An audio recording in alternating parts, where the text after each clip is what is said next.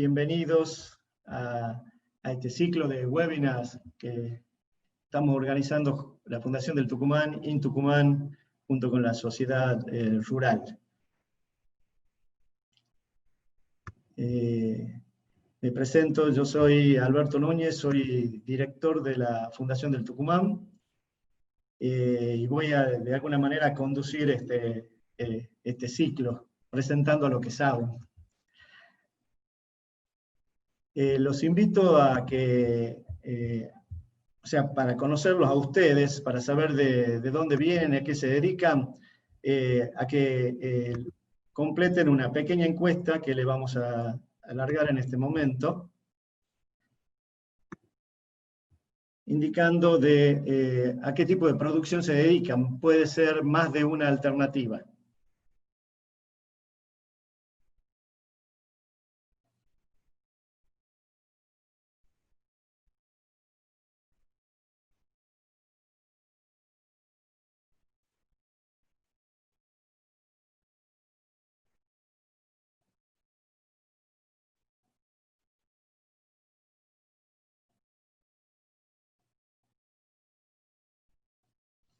Se van votando el 74%.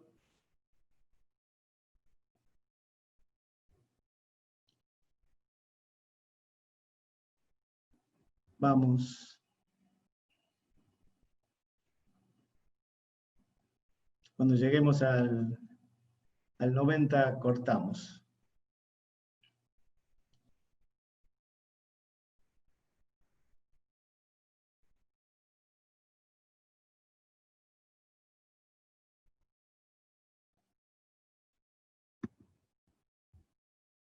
Ahí les muestro los resultados.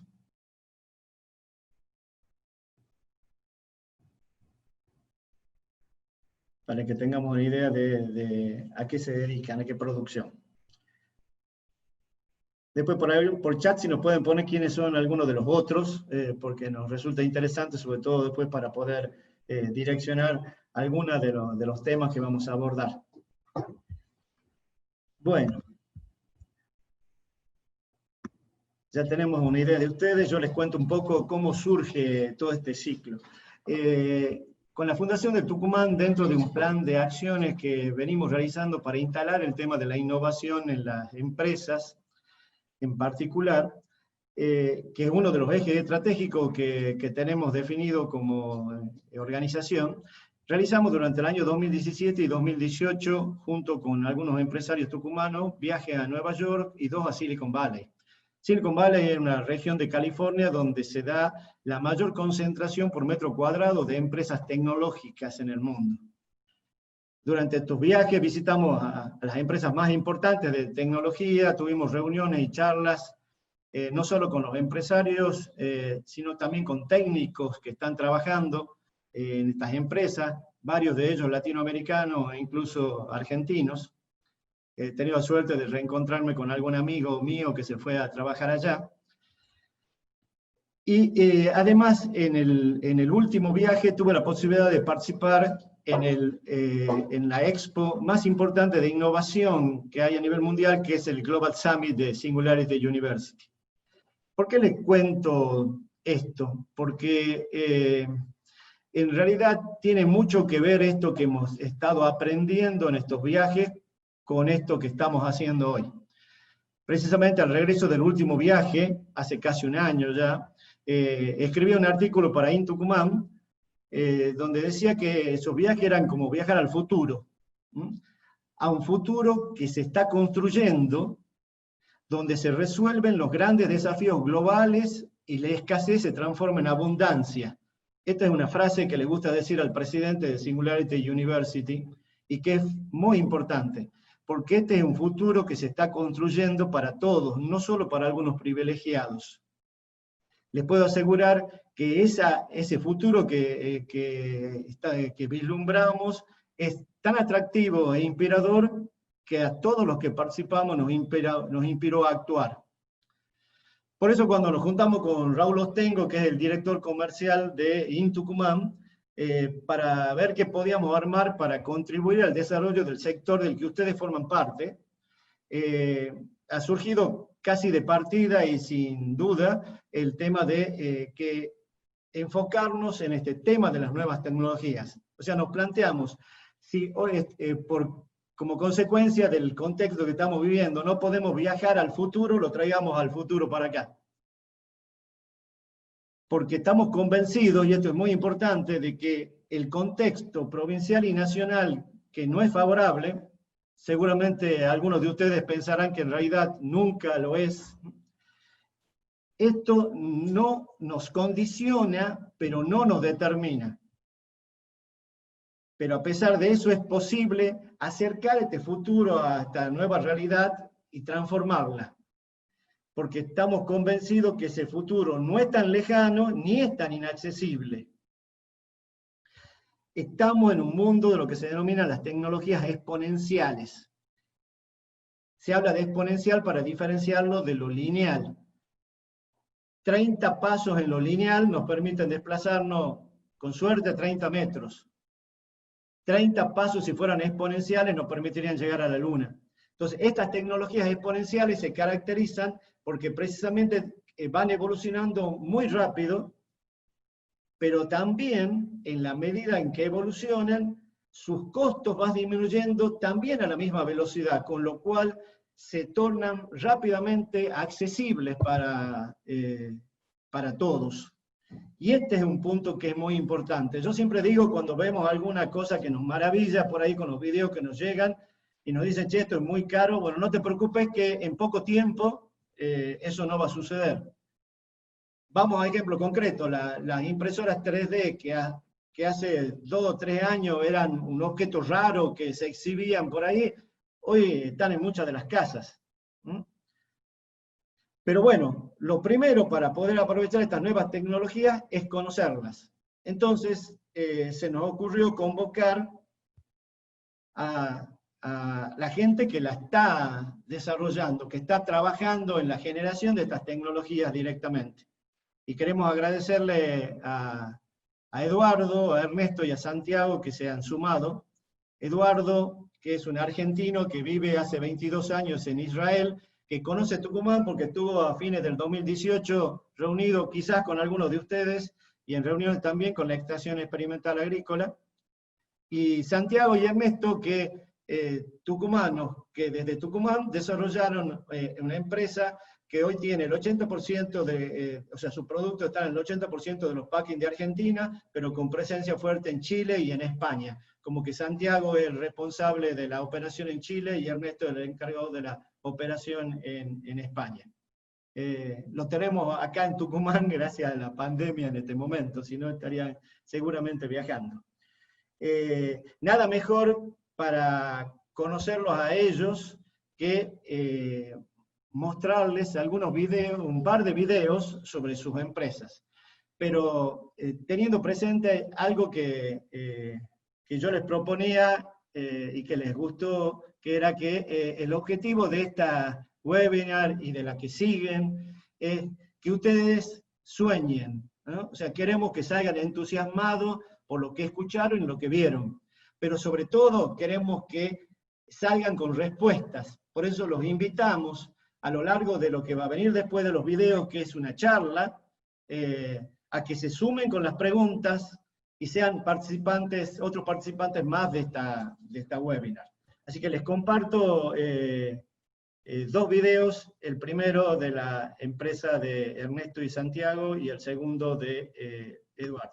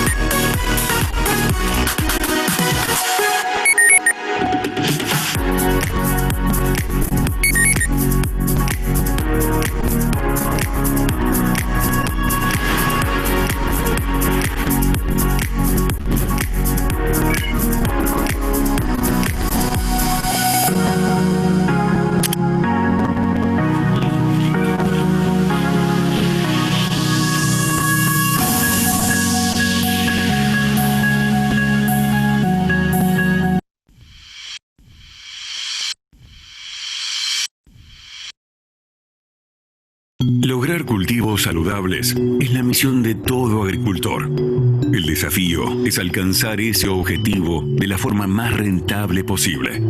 Actualmente, la información y los datos sobre lo que sucede en el campo son cada vez más accesibles. Pero, ¿cómo utilizarlos para tomar mejores decisiones? El desafío es interpretar la información para poder actuar rápidamente durante la campaña. Y es exactamente así que Taranis, una empresa global especialista en monitoreo agrícola, trabaja para desarrollar cultivos más saludables. Nuestra tecnología es capaz de analizar el cultivo en varios niveles, con precisión revolucionaria a nivel foliar, volando a 200 kilómetros por hora, identificando detalles que hasta los ojos humanos más entrenados no serían capaces de ver.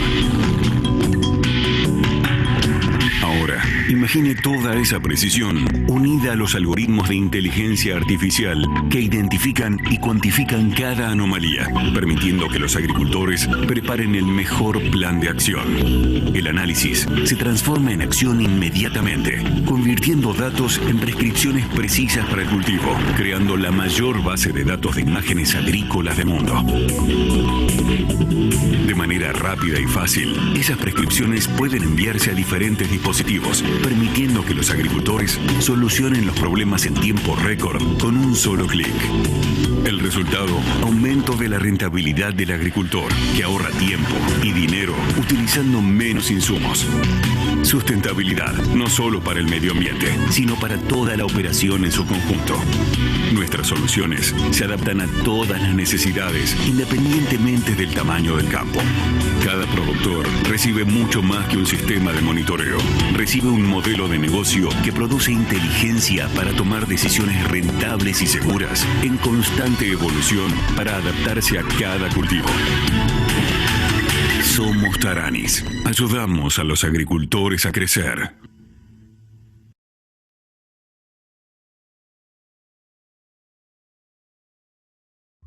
Los invito a Santiago, Ernesto y Eduardo a que se sumen.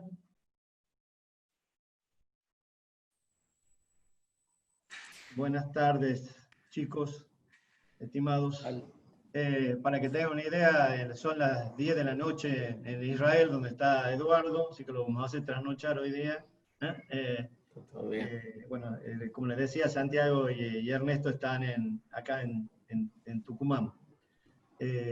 Bueno, la primera pregunta, y que creo que es la más importante que cualquiera de los que está participando acá se hace, es ¿cómo impacta en la rentabilidad estas nuevas tecnologías?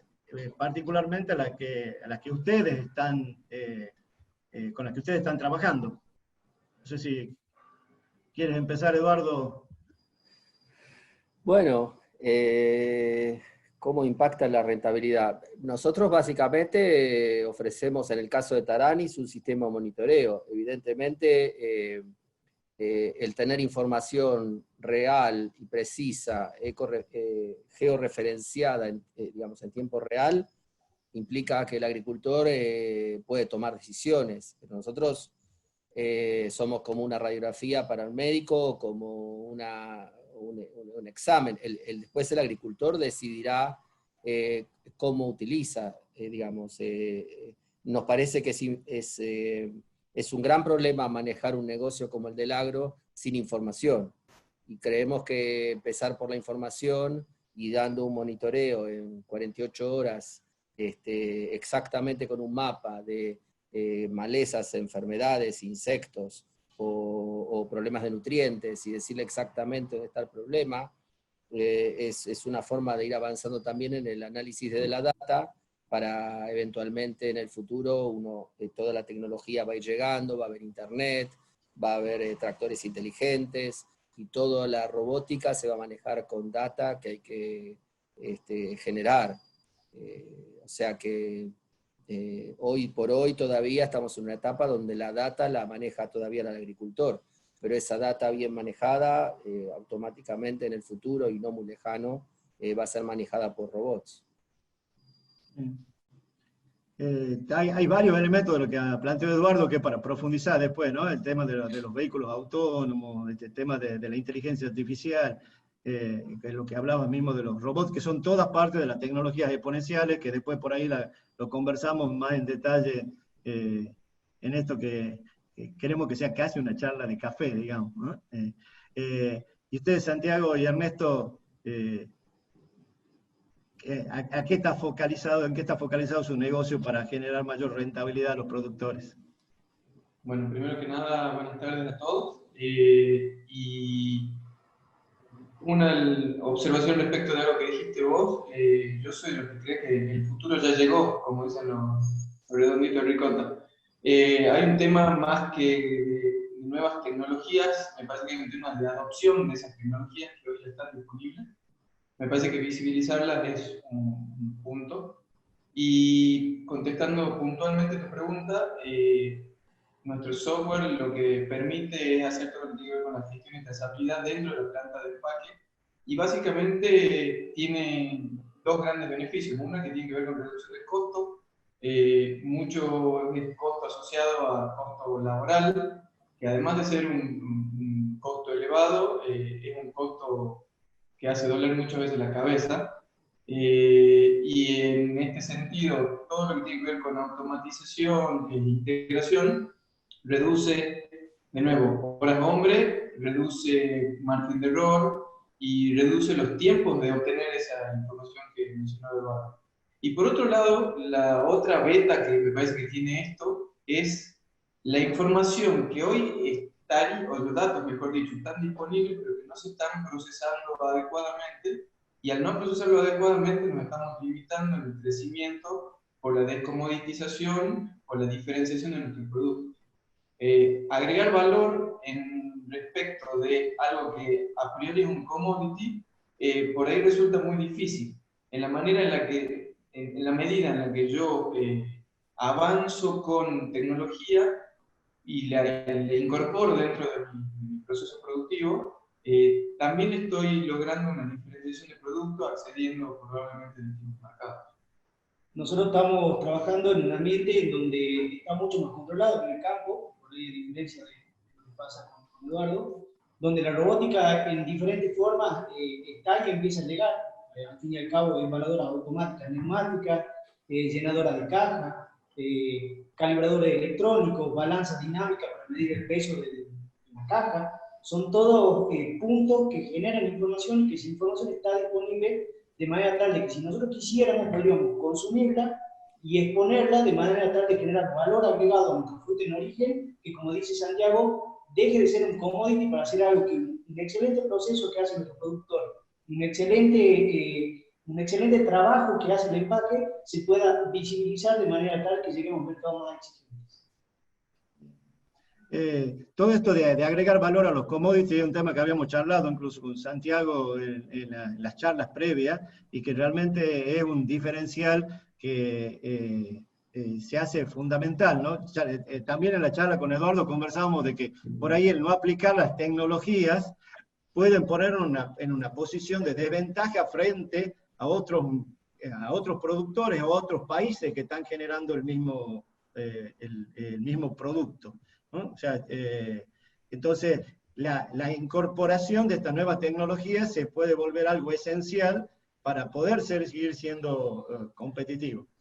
Vos me comentabas, Eduardo, de este tema de que por ahí hay esa diferencia entre algunos países de Latinoamérica, inclusive en la incorporación de tecnología para generar este diferencial, ¿no?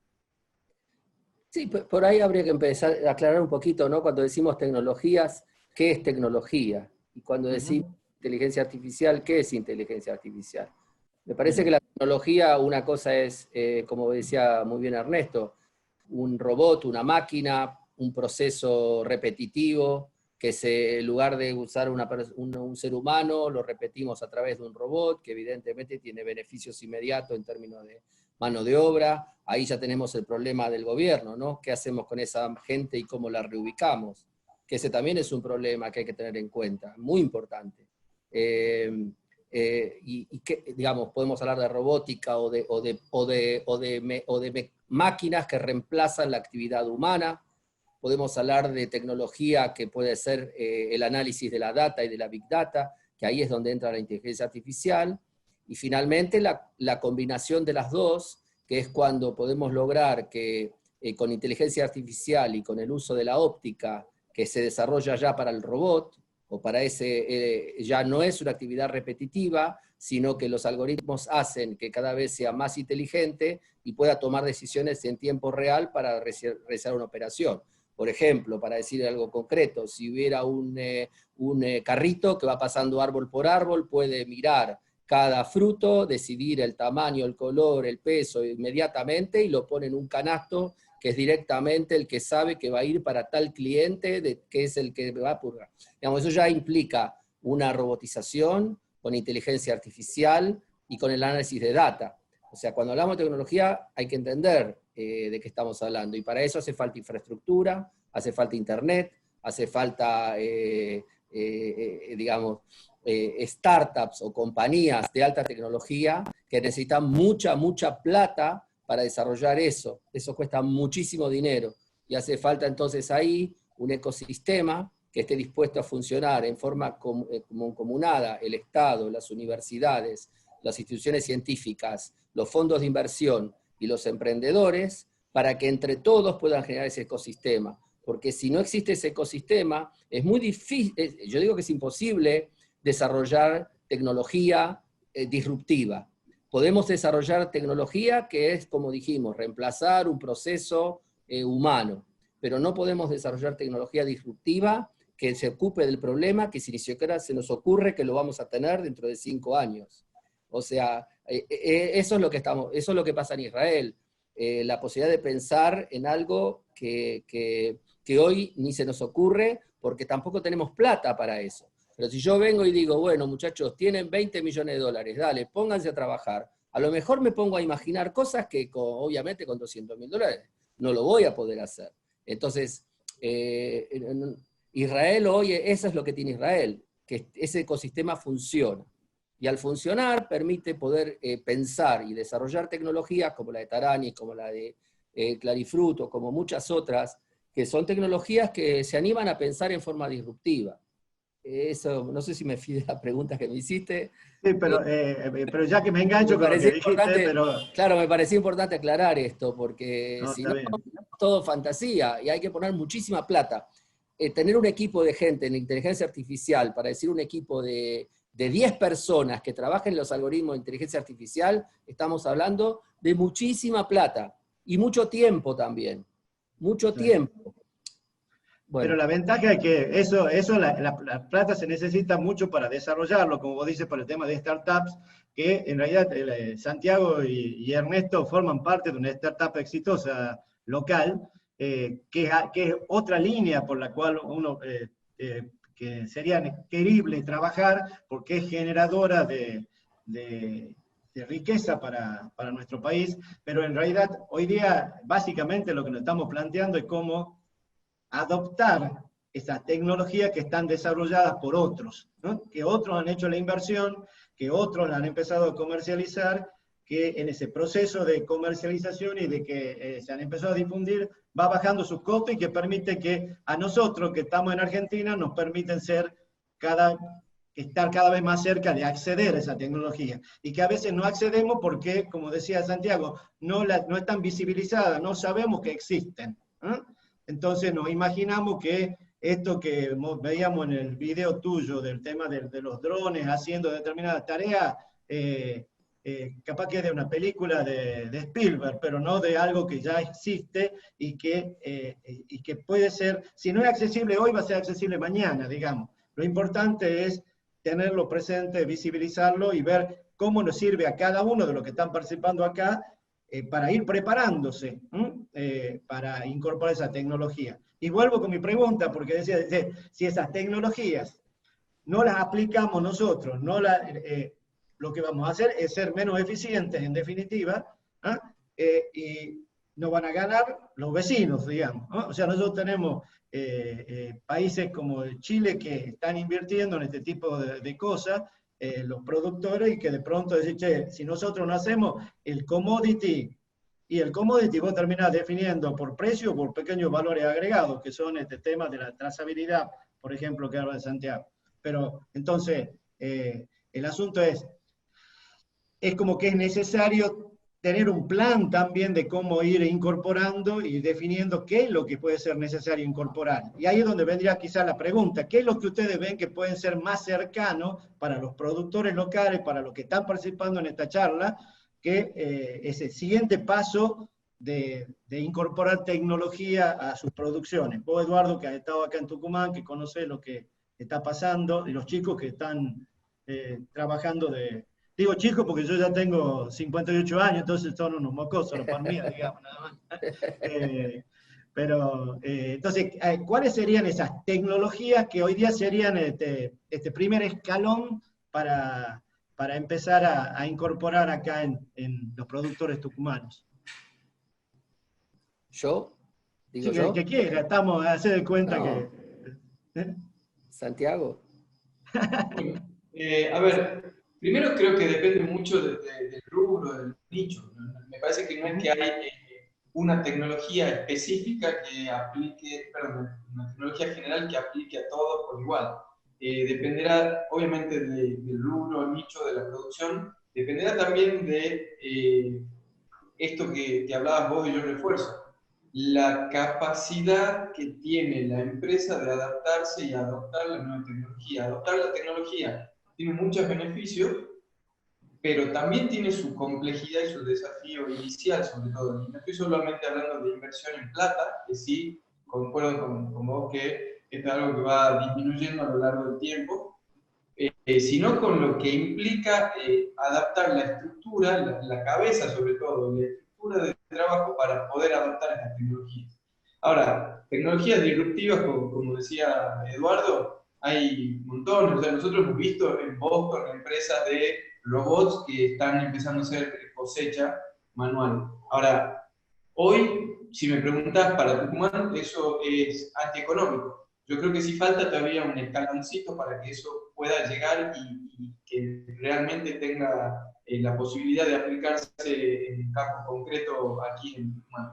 Pero ya existe. Y me parece que el desafío hoy es estar atento a estas nuevas tecnologías, es ir a Israel, ir a otros viajes cuando uno tiene la oportunidad, o si no, Internet es una enorme fuente de información para ir conociendo estas nuevas tecnologías, que me parece que la estrategia más adecuada es tengo un problema y ver cómo lo soluciono. Estamos muy acostumbrados a reinventar ruedas y a parchar ruedas que andan más o menos. Me parece que ahí es más barato tomarse el tiempo y el trabajo de averiguar qué es disponible, porque de nuevo, hay tanto hecho y que por ahí nos allana mucho más el camino que ponernos a nosotros a reinventar las ruedas. Con respecto a lo de las startups, sí, nosotros hemos tenido la fortuna, digamos, de acelerar en una de las aceleradoras, como mencionaba vos, la Y Combinator. Nosotros aceleramos en Startup Chile, que está rankeada como una de las 10 aceleradoras más importantes del mundo, y también un programa que se llama Acelerar España en España. En ambos casos, para nosotros los mercados objetivos, por esto que mencionabas, y lo ato a lo que decías de la productividad y la eficiencia. Tanto en España como en Chile estamos pudiendo ver cómo haciendo el mismo producto, en teoría, haciéndolo de maneras diferentes, ganan en competitividad, ganan en mercado, y eso eventualmente es un riesgo. Nosotros somos líderes en citrus aquí en Tucumán, pero no nos podemos dormir, y esto es una carrera que no se termina, ¿no? Entonces, en ese sentido tenemos que estar siempre atentos a eso. Bien. Y a vos, Eduardo, que conoces Tucumán, ¿qué se te ocurre? Sí, primero, la verdad que yo tengo una alta estimación de las empresas y productores tucumanos. Es gente que están siempre todos los años en Berlín en la exposición. Hay empresas de altísimo nivel. Entrás en Tucumán en las empresas que vos entrás y parece que estás en otro país.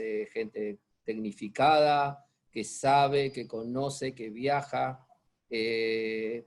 Ahora un poco sigo lo que decía, me parece, Santiago, ¿no? Es muy difícil elegir tecnología, porque si, digamos, tengo que probar, tengo que practicar, tengo que convencer al gerente que tome un riesgo a lo mejor, de cambiar un proceso de trabajo que hoy más o menos le funciona, entonces tengo que ir a decirle que no, que ahora va a ser mejor, a lo mejor él no tiene éxito y al final se complicó innecesariamente, a lo mejor desde la conducción no tienen un presupuesto real para decir, bueno, vamos a invertir en tecnología y vamos a buscar mejorar. Yo, por mi experiencia en Tucumán, creo que hay 3 puntos muy importantes para rescatar, que es lo que yo creo, y lo digo con toda humildad y respeto, de verdad, porque me saco el sombrero del productor tucumano, cómo trabajan y cómo tienen. Algunos hablan de sus cultivos como algo familiar, con un afecto emocional tremendo. Yo diría 3 cosas. Primero, habría que trabajar el delta de exportación, porque el precio de exportación es muchísimo mayor que el precio de mercado interno, y en la medida que pudiera mejorar la calidad, ese delta haría sumamente tentador la inversión en tecnología. Yo creo que ahí hay un delta enorme. Si yo no me equivoco mal, el promedio del 25% va al mercado de exportación, y un 70, o 70, no sé, por ahí me equivoco y estoy diciendo cosas incorrectas, pero un gran porcentaje va al mercado interno. Si ese delta se pudiera modificar con tecnología y con información real, yo creo que ahí hay muchísimo dinero. Me parece que el tema de manejar la producción para manejar los precios internacionales y vender en el mejor momento cuando falta en el mundo, me parece que es algo que es un espacio de muchísimo dinero, que habría que trabajar y ver, no sé cómo se podría manejar. Y después el tema de tener información árbol por árbol. ¿Por qué no podemos saber árbol por árbol cuál es el ciclo de cada árbol y cuándo es el momento óptimo para cambiar un árbol? Si un árbol de limón dura entre 12 y 15 años, ¿qué hago? ¿Lo cambio a los 10, lo cambio a los 11, lo cambio a los 12? ¿Espero un año más? Ese año cuesta plata. Si a lo mejor yo podría estimar y saber la historia de cada árbol específicamente, podría ser mucho más preciso y más consciente en la toma de decisión. Y puedo decir muchas más cosas que se me ocurren, pero esa data no está. A nivel macro, por ejemplo, está la amenaza del HLB. Hay 5.000 trampas diseminadas en el norte. Esas trampas se manejan en forma manual. Ahí hay un gran tema que a nivel macro podría perjudicar a la gente de Tucumán, que se podría hacer muy fácil con análisis de data, con imágenes y analizando la data, y en cuanto se ve el bichito se podría inmediatamente dar una alerta y se podría manejar esa información y saber que no es tanto. Hay empresas que ya lo pueden dar eso y se puede hacer. Falta a veces, no todo es plata tampoco, hay muchas cosas que se pueden hacer. Me parece que así como, digamos, el agricultor cuando salió del caballo y se subió a un tractor, también tomó una decisión de riesgo tecnológica. Y era muchísimo más caro un tractor que 10 caballos. O cuando me compré la primera computadora, también tomé una decisión de riesgo en términos tecnológicos. Pero hay decisiones que hay que tomar al principio porque no hay más remedio, porque si no uno se queda también atrás. Yo no puedo decir que todo es con el bolsillo, pero la verdad que es muy difícil tomar decisiones tecnológicas, es muy difícil. Yo no puedo convencer, porque también una startup se empieza y a los 2 años desaparece, ¿y qué hice con la tecnología? ¿Y qué hice con todo lo que funcione? O vino un competidor mejor, que es muy difícil decidir. Por eso es muy importante tener muy claro qué tecnología se incorpora, quiénes son las personas que integraron esa startup, cuánta plata se le invirtió para saber que tienen plata para poder desarrollar la tecnología, qué fondos invirtieron, también es importante porque eso le da un respaldo estratégico a la compañía. Hay mucho para verificar, para saber en qué tecnología estoy invirtiendo. Pero igualmente quiero terminar de vuelta con una alta valoración, y no lo digo chupa media, lo digo de verdad, lo valoro de verdad. Sí, me lo transmitiste en la charla. Ernesto, vos que sos el experto por formación de origen, digamos, en esto, el ingeniero agrónomo del grupo,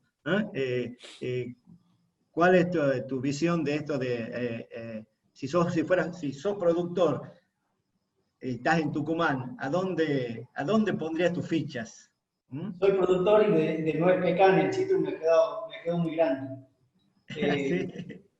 Sí, a ver, creo que el citrus trabaja muy bien en el campo, se podría mejorar y hay un delta de producción. creo que el CITRU ha tenido la mentalidad suficiente como para juntarse y certificar calidad propia, y ahí está Lemon, por ejemplo. Sí entiendo que la tecnología, cuando uno viaja un poco y ve en otros lugares, hay procesos que se han ido tecnologizando quizás antes de lo que estamos acostumbrados acá, y ahí hay mucho probado en otros lugares del mundo y que está llegando ahora.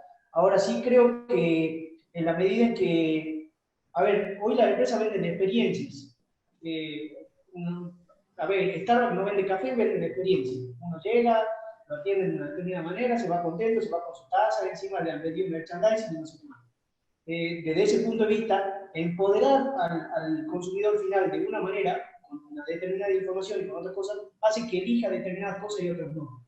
Y yo creo que es ahí donde la tecnología, la posibilidad de certificar determinados procesos, certificar determinadas cosas en los procesos de producción, en los procesos de manipuleo de la fruta o qué sé yo, o en el maíz, que uno es lo suficientemente sustentable con el agua o con sus recursos humanos, con lo que sea, con lo que está haciendo, hace que los mercados de mayor poder adquisitivo tengan otro foco en él. Entonces la tecnología la vamos a ir adoptando en la medida en que sigamos empoderando al cliente final para que sepa qué es lo que estamos haciendo. Y ahí es donde entran conceptos donde data mining o tecnología de la información o big data o todos estos nombres extraños que al fin y al cabo una serie de agregación de datos que permiten que una persona con un teléfono, algo muy simple, sepa qué es lo que está consumiendo, qué es lo que está tocando, qué es lo que está haciendo. Me parece que ahí es donde tenemos una posibilidad importantísima de certificar todo lo muy bueno que estamos haciendo en nuestros lugares de origen. Eso tiene que ver con el video donde con el celular veían el limón, el origen con el QR. O sea, y eso no lo hemos, si bien está hecho para el video de esa manera, lo hemos hecho con arándano, por ejemplo, en donde no tiene otro manipuleo que el clamshell, que el receptáculo de plástico que llega directamente a fondo. Entonces, en supermercados en Estados Unidos hemos puesto para un cliente un determinado código de barra que se podía leer directamente del teléfono, y de esa manera él podía certificar hacia atrás por dónde había pasado, cuándo hacía la fecha de cosecha, cuándo había desembarcado en Estados Unidos y otras cosas. Y ha sido una campaña exitosa en su momento. Hoy, pandemia mediante, veo dos efectos relacionados a esto. Primero, una enorme adopción, vuelco casi forzoso a la tecnología. De hecho, estamos viendo una webinar y no una charla de café, con todos los pros y contras que eso significa. Y segundo, el tema de la palabra trazabilidad, yo la tenía como alerta en Google y sale por todos lados, no relacionada a la fruta, obviamente, sino todo lo que significa la trazabilidad. Pero más allá de que sea o no relacionada a la fruta, en ese caso en particular, la preocupación como humanidad que tenemos hoy por hoy de qué es lo que estamos consumiendo es algo que se volvió trascendental.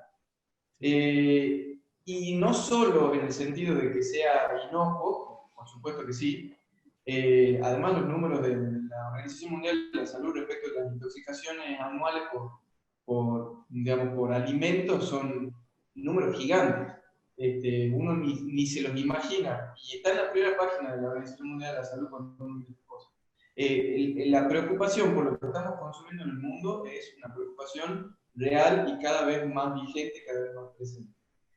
Y no solo por la inocuidad, como decía, sino también por el cuidado del medio ambiente y por el fair trade, por tratar bien a la gente que trabaja relacionado a esto.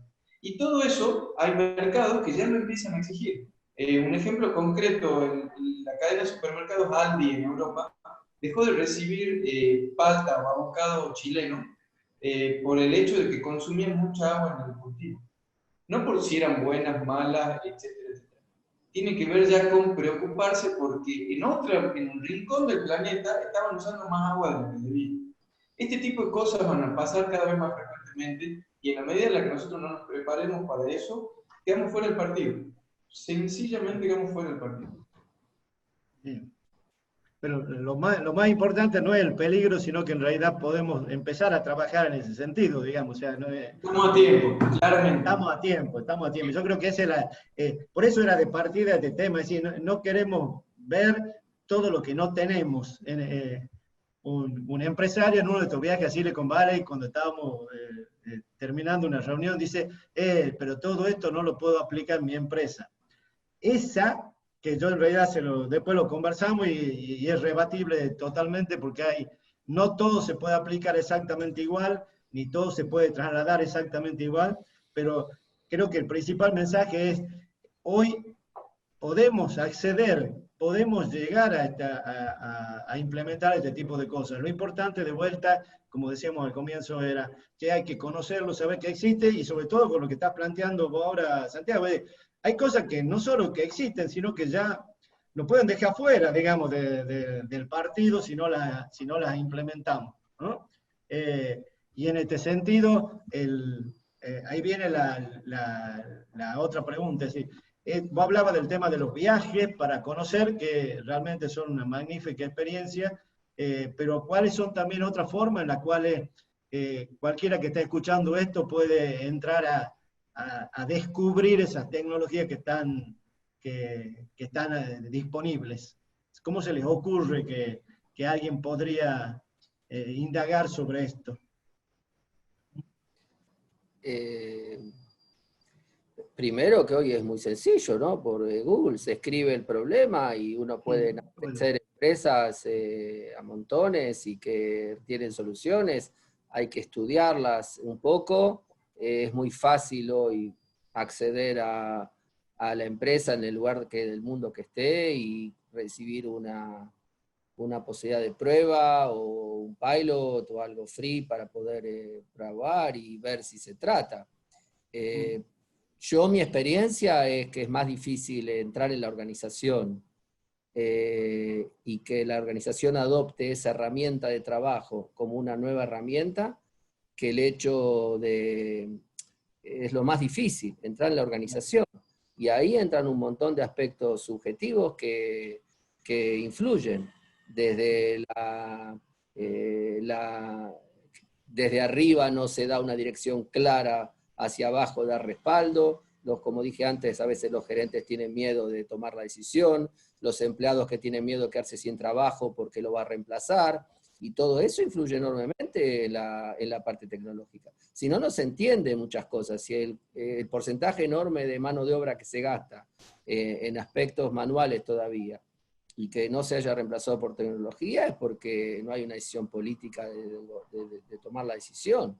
Y porque yo estoy convencido de eso. Ahora, también estoy convencido al mismo tiempo, por eso dije que tiene que ser una tarea mancomunada, porque si vos vivís en un lugar y vas a dejar sin trabajo a la gente, y vas a generar un círculo de pobreza, que tecnificaste tu empresa, y nadie se hace cargo de reacomodar a esa gente en otras funciones, o en otros trabajos, o en otra cosa, y hacer una redistribución social correcta, es un terrible problema, es un terrible problema.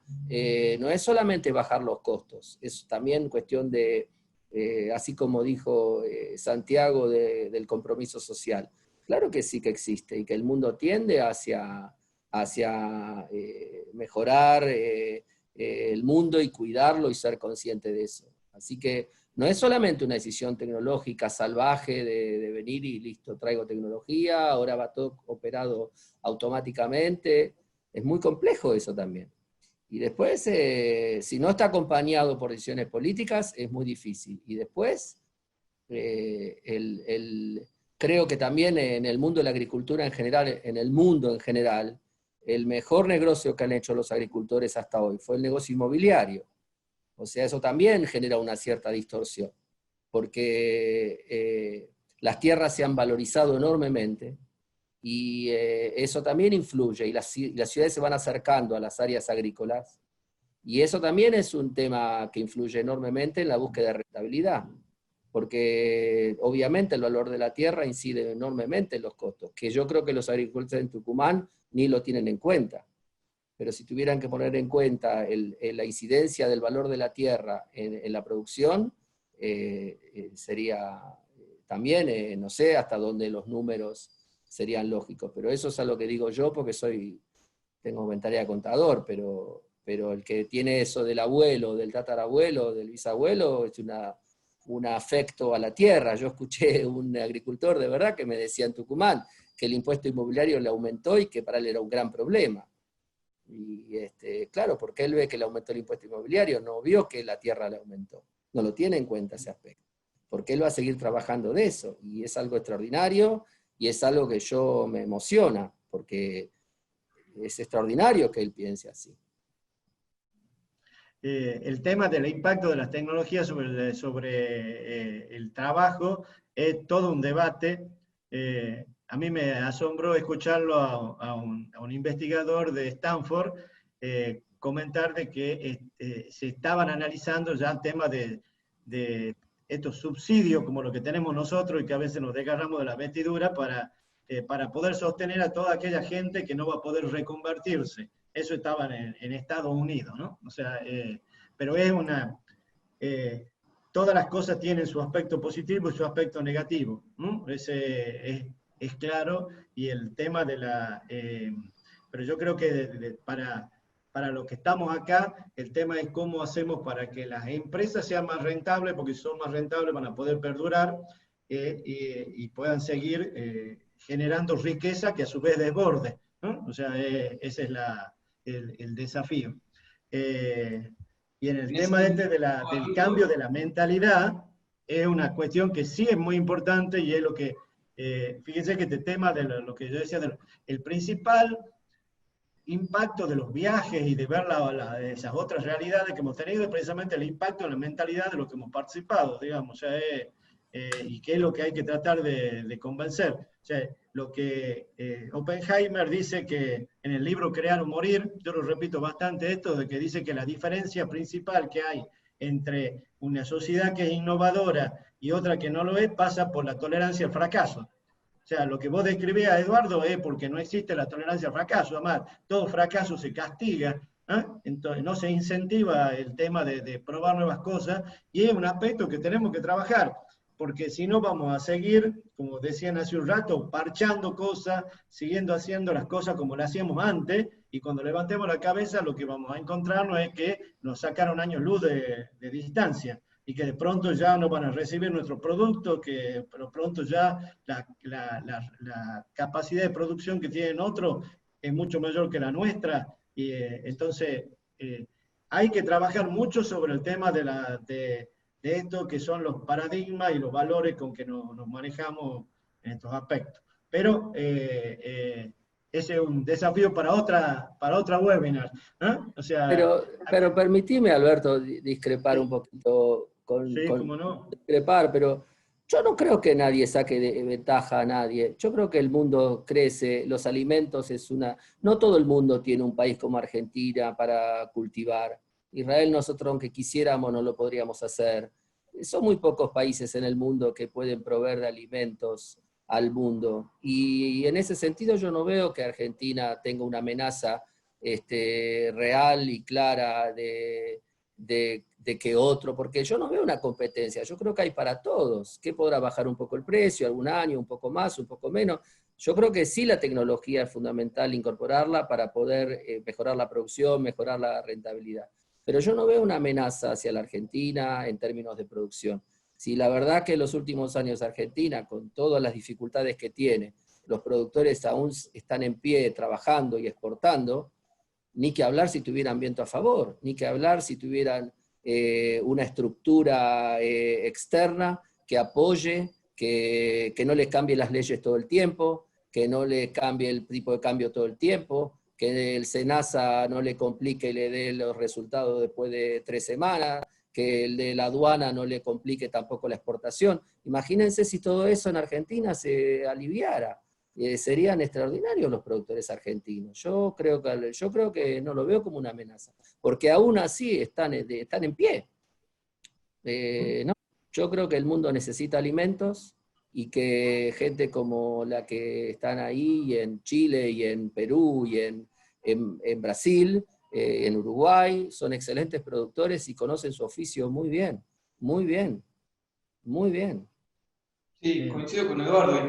Imagínate, Alberto, que acá con retenciones somos competitivos con gente que del otro lado del mundo... Claro. en ese sentido hay que sacarse el sombrero, y la verdad que la capacidad y flexibilidad y adaptabilidad de los productores argentinos es fantástica. Es fantástica. Y con respecto a lo de la reconversión laboral, coincido con Eduardo, y me parece que agrego algo a lo que vos dijiste, Alberto: tiene que ser rentable, las empresas manuales tienen que ser sustentables. En la medida en la que haya mucha gente que quede afuera, se convierte en un problema grande y hasta atenta contra la misma empresa. Y en ese sentido, les cuento una experiencia cortita. Nosotros desde Infomanager tenemos una alianza con Fundación León, que es una fundación que está radicada acá en Tucumán, y lo que tenemos es un programa de chicos que terminan el secundario y que les enseñamos a programar. Y en 8 meses los chicos están programando y entran de pasantes a empresas de software acá en Tucumán. Claro. Y me parece que de ese tipo de iniciativas, que de nuevo no son iniciativas, digamos, ni por responsabilidad social empresaria, ni de la boca para afuera, sino por, acá hay una necesidad, que son programadores, el mundo está ávido de programadores, y había una oportunidad de un montón de chicos que se podían reconvertir. Entonces, no estoy diciendo que esto sea la solución al problema, claramente, es una gota en el océano, pero esa mentalidad me parece que es la que puede hacer que esta reconversión se dé de la mejor manera posible. Y que si no encontramos como mundo una manera de resolverlo, no sé cómo termina esto, porque ¿cómo hace para tener un mundo con un porcentaje muy alto de excluidos? No es viable. Sí. Si bien, de nuevo volviendo a la formación original, si bien el mundo necesita alimentos y es real, hay determinadas parcelas que son para, o determinados mercados que son para determinadas calidades o sanidades o inocuidades. Gran parte de la carne argentina va a China. Hay una pequeña porción que va a la Unión Europea.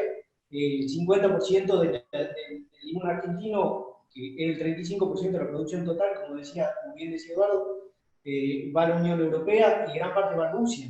Termina llegando muy poco a los mercados de alto poder adquisitivo.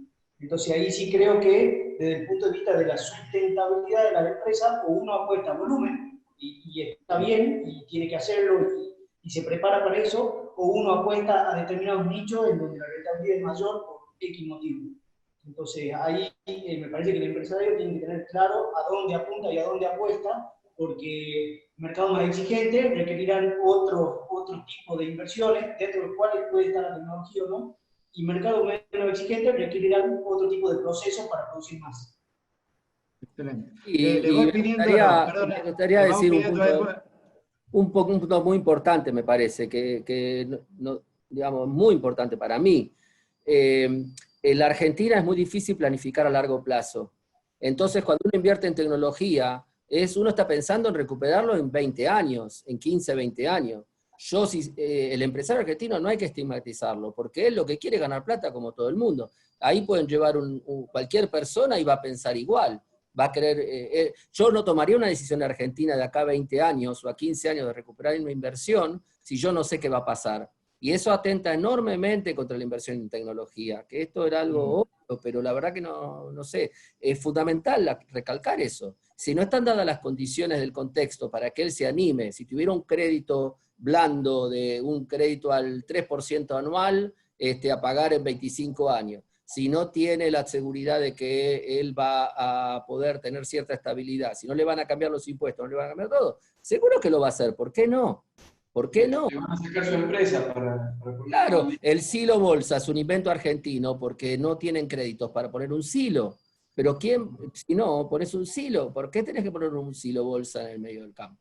Porque no van a invertir en un silo como en Estados Unidos, que consiguen un crédito a no sé cuántos años con una tasa bajísima. Me parece que este punto es clave. Perdón. Yo quiero ir habilitándolo para que vayan, si alguno quiere ir haciendo preguntas, ya hay algunas para que vayamos transmitiéndoselas. Acá dice Daniel, ¿qué tipo de aplicaciones o software concreto sugieren para el sector de la caña de azúcar? Bueno, Taranis seguro. Es espectacular. Es espectacular. Y la plataforma le puede medir el estrés del agua, le puede medir montones de cosas en caña de azúcar. Después, el tema del agua es clave. Hay muchas soluciones con respecto al agua en Israel que pueden ayudar a un montón al tema de la caña de azúcar. Hay mucho que puede ayudar. No sé ahora, la caña de azúcar es un tema, porque con el tema del corona, que se usa para hacer etanol, y en Brasil no se utiliza, el azúcar no es un producto bien visto para el mundo como algo alimenticio, como el limón. No sé, yo plantearía mucho el tema de la caña de azúcar, lo replantearía un poco. No lo veo un cultivo que va a estar, me parece que en el mediano plazo va a estar complicado. Hay una orientación hacia todo el tema de lo que es producción de energía a partir de la caña. Que claro, es, pero ahora no se usa la orienta. energía. Hay distintos, acá se hizo el Congreso de Caña de Azúcar internacional el año pasado, donde se plantearon toda una serie de alternativas para seguir sosteniendo el tema de la caña de azúcar como algo que necesario, no soy sostenido, porque es necesario con otras orientaciones. Ha sido bastante interesante y ha venido gente de distintos lugares del mundo, ¿sí? Que se hizo precisamente en la sociedad rural, ¿no? No la hubieras conocido vos si venías después de tu viaje, se cambió totalmente la sociedad, la parte de esa parte donde se hizo el Congreso. Y de nuevo, yo creo que con respecto a la caña de azúcar, hay dos focos ahí. Uno es el poder hacer algo por ambiente, que es donde la plataforma de Eduardo es una de las que hay, y bueno, me parece que funciona muy bien y él lo dice. Pero después está toda la mala fama, entre comillas, de la industria azucarera con respecto al manejo de residuos. Y me parece que cualquier persona que pueda certificar determinados procesos va a ayudar a que la industria azucarera tenga quizá otra percepción desde el punto de vista de los usuarios, ya sea como alcohol, ya sea como lo que sea, que se termine transformando la caña de azúcar.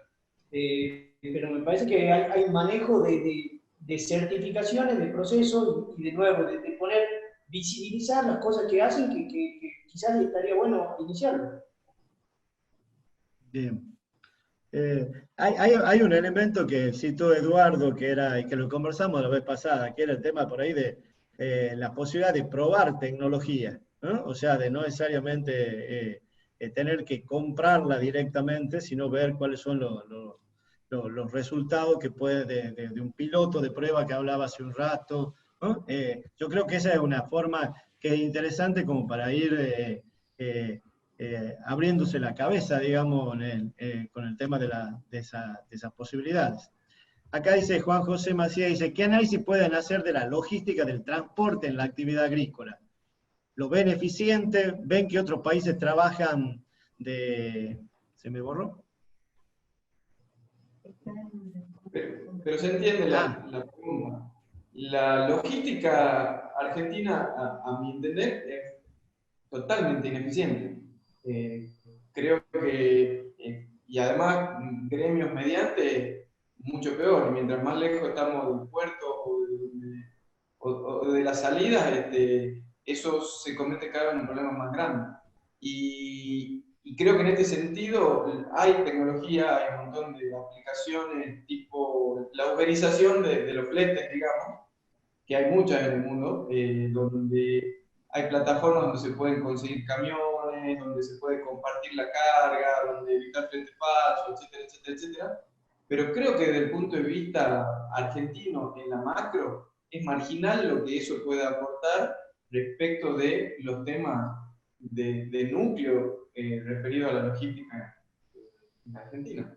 Creo que hay muchísimo, muchísimo para mejorar ahí, y no está exento a lo que decía Eduardo recién. O sea, le puedes poner la cara de la falta de previsibilidad e inversión, y también le puedes poner la cara de las trabas, burocracia, bloqueos, etcétera, etcétera, etcétera. O sea, creo que lo más importante en ese sentido es trabajar de manera mancomunada como para ejercer presión para que esos temas de núcleo de logística se resuelvan. No lo va a resolver con una aplicación sí, una aplicación no. Sí. Hay cosas que por ahí nosotros vemos como muy dificultosas, sobre todo en este caso de la logística por el poder del sindicato, pero hay, en definitiva también a futuro no se van a poder frenar muchos cambios, ¿no? O sea, esto es algo totalmente imparable, ¿eh? Yo la otra vez salió una... En ese sentido, desde camiones autopilotados, pasando por la uberización de vuelta del flete, es como, antes también, o todavía, el sindicato de los taxis es fuerte. Y llegó Uber, y tendrá su resistencia, y habrá un ida y vuelta, y tardará más, tardará menos, habrá un juez que diga que no, lo que sea. Pero la realidad es que Uber digamos, penetra y se implanta, porque los beneficios son enormes. Eso eventualmente puede ser una salida para la logística, pero la verdad es que hoy lo veo lejano. Moyano va y le para Mercado Libre a Walterín y nos tenemos que sentar todos a hablar con Moyano. Una locura, pero bueno, es parte de nuestra realidad. Sí, el tema de logística, me parece que hay que hablar dos aspectos, que por lo menos yo lo veo desde la tecnología. Uno es el transporte en sí mismo, que es llegar al hecho del transporte sin conductor, y que es lo más fácil, y que hoy hay tecnología ya para eso, porque el camión es lo más fácil de automatizar, no es un auto, es muy sencillo, se puede saber perfectamente a qué hora puede salir, a qué hora puede llegar, puede hablar la computadora directamente con el puerto, se puede manejar el tráfico en forma automática para que no vayan todos juntos, se puede todo saber. Y otra cosa es el estado de la mercadería durante todo el transporte, que ahí hay terribles problemas, desde que sale del productor hasta que llega al puerto en el camión, después el tiempo que está en el puerto, después en el barco, después en el otro puerto, o si no paró en el camino en 5 puertos, después en otro camión, llega en mal estado y nunca se sabe quién es responsable. Ese es un aspecto tremendo de logística, que los seguros tampoco se hacen cargo muchas veces, que terminan renegociando los precios y perdiendo enorme dinero porque finalmente terminan recibiendo el dinero que el cliente decide. Y me parece que eso son cosas muy concretas que hay que resolver, más allá de lo político. Ya hay tecnologías que pueden resolver eso perfectamente. El hecho de que uno sepa que lo que uno envió es lo que lo puede probar. No es solamente el hecho, y que el cliente sepa que lo que uno envió. Nosotros lo vemos con la carne tremendamente que llega a Israel, que tiene 90 o 120 días de plazo. El barco paró en 6 puertos, dio una vuelta al mundo, y nadie sabe dónde estuvo ese barco. Esa es información fundamental, porque si llega una carne a un país, a Rusia o a China, que tiene una vigencia de 90 días y llegó en 85 días, tienen 5 días para venderla. Pero si llegan 60 días, tienen 30 días. Es completamente distinto para el cliente. Entonces, eso de logística hay que resolverlo. No sé quién es Moyano, yo no entiendo de política, pero yo sé que eso es algo que es terrible.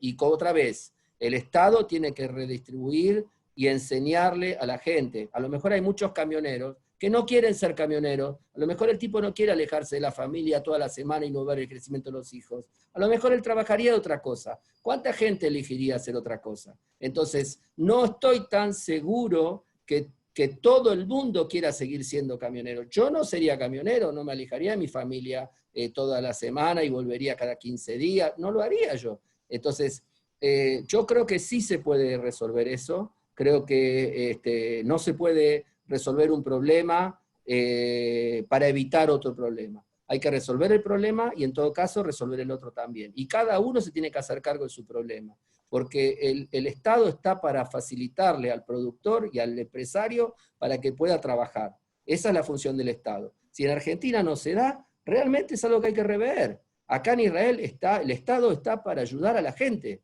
Nosotros le pagamos los sueldos a la gente y ellos nos tienen que ayudar. Yo no dependés de un funcionario para que él me tiene que ayudar a mí. Para eso está. Y creo que eso está desvirtuado, y perdonen que lo digo como argentino con mucho dolor, pero es algo que hay que definitivamente decidir de verdad, de verdad, de verdad, no con política, no es izquierda, no es derecha, no es nada, esto es la realidad. Todos los padres y las madres quieren criar a sus hijos y tener una vida digna. Y esto no tiene nada que ver con ninguna ideología, tiene que ver con lo que la gente quiere. Y eso es algo independiente de ninguna bandera política. Y ninguna bandera política se puede hacer cargo del bienestar de la gente, porque el bienestar de la gente, todos quieren luz, todos quieren que pase el basurero, todos quieren que haya agua, todos quieren lo mismo, todos queremos lo mismo, en todo el mundo. No hay Argentina, en todo el mundo. ¿Quién no lo quiere? Entonces, eso es una función que hay que cumplir, que hay que exigir, porque para eso pagamos los impuestos. Bien, el tema de lo que decía Eduardo, de lo cercano, de la logística, y esto de los vehículos, de los camiones autónomos, a fines del año pasado ya salió una noticia de que Brasil estaban comprando camiones autónomos para el transporte de caña de azúcar. Yo he visto un camión autónomo ahí en California circulando a la par mía, digamos, o sea que no es algo que no esté ni que pueda darse, pero bueno, son cosas que podemos verlas más lejos, pero que están y que van a seguir avanzando. Una pregunta de Fernando, dice, ¿cómo ven el tema de la... Sí, la agregación de datos de datos del campo, más datos de cosecha, más datos del empaque, más datos de termógrafo y otros sensores que normalmente tienen los contenedores? Básicamente, esa mezcla, esa agregación de datos da una proyección de la vida útil de la fruta, de las hortalizas, la carne o lo que sea. Y eso me parece que con respecto a la logística, sí se puede trabajar en esa agregación de información que genere valor, ya sea al importador, al distribuidor o al consumidor final, para saber en qué condiciones está el producto cuando lo recibe. Desde ese punto de vista hay algo muy simple, entre comillas, porque creo que la información está y hay que trabajar en la agregación de datos para ese tipo de cosas. Sacando la parte logística específica, lo que es movimiento, sino, de nuevo, yendo al flujo de la información, todo el mundo sabe lo que pasa el día de la cosecha, si hubo calor, si no hubo calor, cuánto tiempo demoró, qué frío tenía en el empaque, quién lo manipuló, cómo pasó el camión, y ese tipo de cosas se saben. Entonces, yo creo que ahí sí hay mucho para ganar. Bien. Vamos a la pregunta de Fernando, que dice, la utilización de los drones para la agricultura, ¿cuáles son algunos casos reales? Cámaras espectrales, drones para fumigación, o sea, ¿qué es lo que hoy ya se está usando? ¿Para mí? Y supongo. El dron es más, por ahora, una fantasía que una realidad. En la medida que la autonomía de un dron sea de media hora de vuelo y aún es bastante, se cae, se rompe, el dron para la agricultura en pequeñas extensiones o en cultivos intensivos, hay ahora desarrollos de drones que pueden pulverizar, que pueden cortar la fruta, hay esos desarrollos se están haciendo y algunos ya están muy avanzados. En extensiva, el dron es más delicado porque no tiene autonomía para hacer un vuelo. En el caso de Taranis, nosotros con un dron podemos fotografiar mucho porque fotografiamos sin parar, pero imagínense que un dron uno lo manda, saca una foto o hace un proceso y hace otro proceso y después tiene que volver y está el tema de la batería y también después está el tema de la logística, otra vez vuelvo al dron. Porque si a una empresa lo contrata un cliente que tiene un terreno en un lugar y vuela, no sé, 100 hectáreas o 200, y después tiene que ir a otro cliente a 500 kilómetros y dormir en un hotel y comer y qué sé yo, como que ya ahí se hace un poco difícil la cuestión. Todavía para mí, humilde opinión, el dron es para agricultura en terrenos pequeños. Me parece que en terrenos pequeños el agricultor sabe lo que pasa, no necesita tanto un dron para que le diga las cosas. Le falta para mí todavía al dron, le falta tener más autonomía y le falta incorporar a esa herramienta de vuelo el robot o la parte que haga la operación, digamos, le falta, para mí. Y aparte el otro problema es que el dron mira todo de arriba también, o sea, ¿cómo vemos la parte de abajo? También es difícil desde el dron. Cuando está recién sembrado está bárbaro, porque se puede contar el R emergente, se pueden ver las malezas, pero después cuando avanza el cultivo, lo que no quita que, bueno, que es una buena herramienta y que algunos sí la deben poder usar. En uvas, por ejemplo, puede ser una gran ayuda. En algunas cosas sí, el dron se puede aplicar. Para mí está lejos todavía. Bien. Bueno, no sé si quieren dar algún comentario de cierre. De mi parte es agradecerle por haber participado a ustedes y a los que nos estaban siguiendo, ¿no? La idea es que esto lo podamos seguir profundizando, ¿no? Que sigamos pudiendo estar en contacto con Eduardo, con Santiago y Ernesto, y se pueda seguir aportando para que en definitiva podamos seguir evolucionando y tener un futuro mejor también. Así que muchas gracias, no sé, Eduardo, Santiago, Sí. Ernesto. Sí, me gustaría decir algo. Sí, por favor. Hablé mucho, Ernesto, ¿querés hablar vos? No, me gustaría de verdad agradecer de verdad la invitación. Me gustaría decir unas palabras de la estación experimental. Creo que en Tucumán tienen un espacio científico increíble, que es el primer espacio científico de la Argentina, con gente muy capaz y que a veces me dio la sensación, no sé hasta cuánto esa gente está integrada realmente a la economía de Tucumán. Si se pudiera armar en Tucumán un ecosistema donde participe la estación experimental, los empresarios, el Estado, la universidad, los jóvenes emprendedores, yo creo que es un excelente laboratorio para poder hacer desarrollos tecnológicos, probar tecnologías, hacer laboratorios de pruebas de tecnología. ¿Por qué la tiene que probar el productor? Porque la estación experimental pueden probar tecnologías, hacer un departamento de pruebas con gente capaz, que se haya tenido buenas notas en las universidades, y hagan ahí las pruebas, y que esas pruebas una vez que funcionan, no hay por qué competir, porque es para todos, a todos va a beneficiar.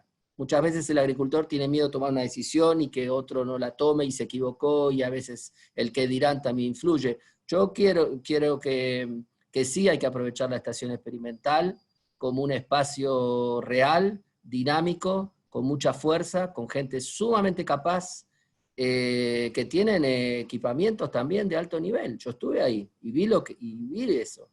Se podría hacer ahí un buen laboratorio de prueba tecnológica. Y yo con todo gusto podríamos probar tecnologías israelíes ahí, y ustedes deciden si les parece bien o no, y cómo mejorarla. Eso es para mí mi cierre, y por supuesto agradecerle, ¿no? Muchas gracias por el ofrecimiento, y si no está nadie de estación experimental, que creo que sí, pero lo mismo lo vamos a hacer llegar nosotros a ese contacto, Eduardo. Sí. Santiago, Ernesto.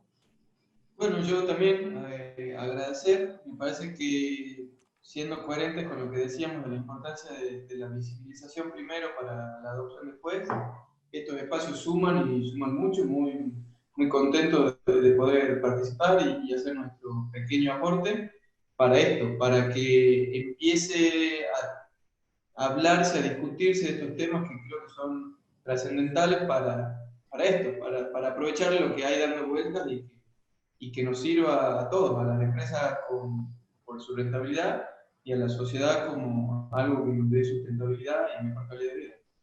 Así que muchas gracias por la invitación y saludos a todos. Muchas gracias por el espacio, muchas gracias por la discusión, siempre enriquece, por la charla. Y bueno, estamos a disposición para cualquiera de estos espacios en donde uno cuando participa siempre crece. Bueno, muchas gracias a todos, y nos vemos en la próxima webinar, donde vamos a tener la participación de una empresa que desde Buenos Aires, hace consultoría en todos estos temas en Rusia y en países latinoamericanos, y también de una empresa con base en Sudáfrica, que también está desarrollando tecnología, pero que también tiene su participación en Argentina. Así que nos vemos en la próxima webinar y muchas gracias a todos. Gracias. Gracias. Un saludo para todos. Chao. Chao.